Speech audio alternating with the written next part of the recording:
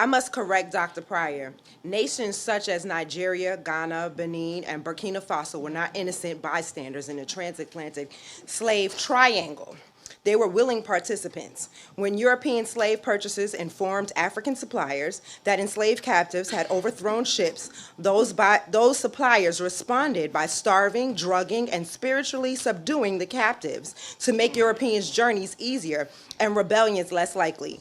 On current tours of dungeons today, Africans themselves admit that they held our forefathers there and performed rituals meant to erase the captive's memory from this life and the next.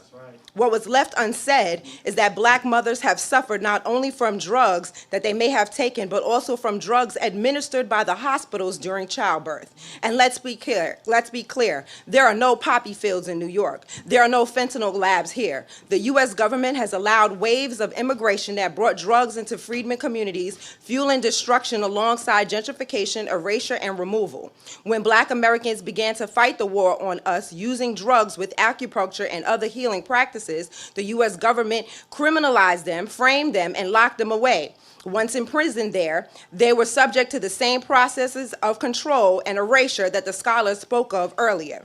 Governor Kathy Hochul supports convict leasing and wants to expand it with private companies. She signed a bill to expunge the records for good behavior, but what she doesn't say is that she wants to lock you up first, remove you from your family, and put you behind bars. Then, if you behave, she pretends it never happens. The tragedy of Khalif Browder's suicide and his mother's death from heartbreak shows us the damage is already done long before any record is clear.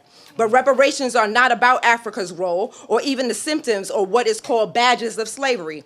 Reparations are about what this government on this land did to a specific group of people, legally referred to as the freedmen or foundational Black American, as the title that we named ourselves. And so to piggyback on Dr. Ron Daniels' earlier statement regarding his desire to be here tonight, neither friend nor foe, nor rain, nor snow, nor obstacle, may be it foreign or domestic, will stop the freedmen from fighting for our